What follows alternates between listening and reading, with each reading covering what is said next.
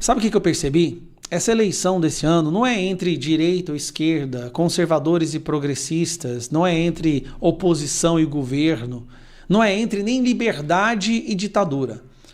As eleições que nós vamos enfrentar agora em outubro é entre a mentira e a verdade. Lula fala isso em todo palanque que ele sobe. Temos que acabar com a mentira, temos que acabar com a mentira da extrema-direita. Só que o que a gente está vendo? A gente está vendo instituições do governo dizendo que o Brasil nunca esteve tão bem quanto agora. A economia está bombando, o desemprego nunca esteve tão baixo. As famílias nunca estiveram tão felizes quanto agora. As geladeiras nunca estiveram tão cheias. Nunca teve tanta gente feliz e satisfeita financeiramente. Isso, a imprensa, IBGE, o próprio presidente. Do outro lado, nós vemos... É só você abrir a rede social e entrar no X, no Instagram, no TikTok... E você vê centenas de brasileiros, não é classe alta não, classe média, classe baixa, revoltada com o custo de vida no Brasil hoje.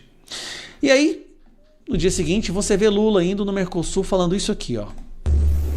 Em 2 anos e meio, nós acabamos com a fome outra vez no Brasil. O Brasil hoje vive a menor inflação acumulada em 4 anos da sua história. O Brasil vive a melhor massa salarial da sua história. O Brasil vive com o menor desemprego da sua história. E o Brasil só cresceu acima de 3% quando eu voltei para a presidência da República, porque desde 2011 o Brasil não conseguia crescer. Tá. Saiu uma notícia hoje, que aqui já não é uma opinião. Não é pessoas gravando vídeo no supermercado reclamando do preço do arroz e do feijão, não, tá? O fator determinante para você calcular a prosperidade ou o declínio de uma nação é a porcentagem de pessoas que moram nas ruas. Ou seja, é aquela pessoa que já esgotou todas as oportunidades, as possibilidades e agora ela é um morador de rua, um mendigo.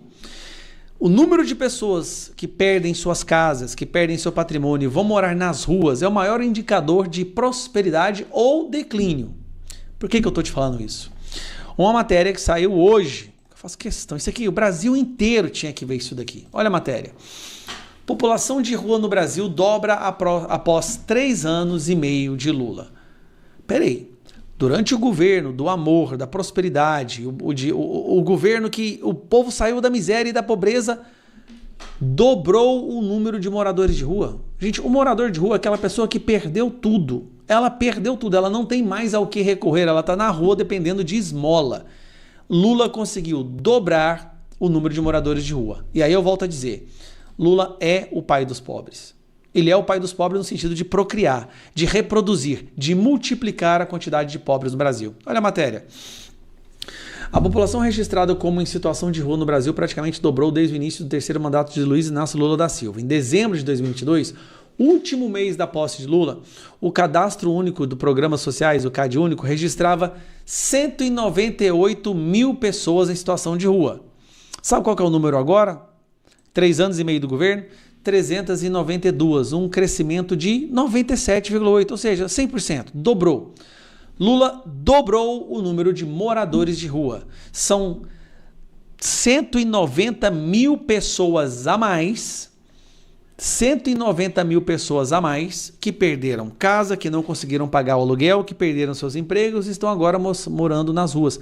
190 mil é um número maior do que a maioria das cidades brasileiras, do número de habitantes da maioria das cidades brasileiras.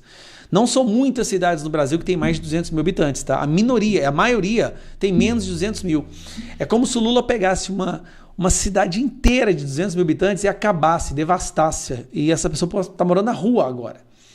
Mas os institutos do governo enfiam o goela abaixo.